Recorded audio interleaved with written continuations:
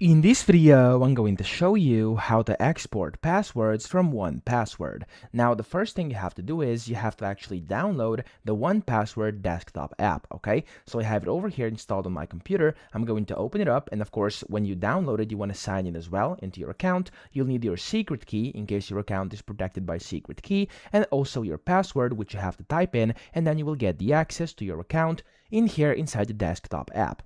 So to export, you want to go to the top left and click on those three dots just above your name here, and then click on export, and then you can select whichever you want to export. So I'm going to do it for my account here, and as you can see, you'll have to enter in your password again. So what you have to do here is essentially just type in your password. This is for security purposes, and you have to do this whenever you actually do it, and I'm going to type that in. There we go.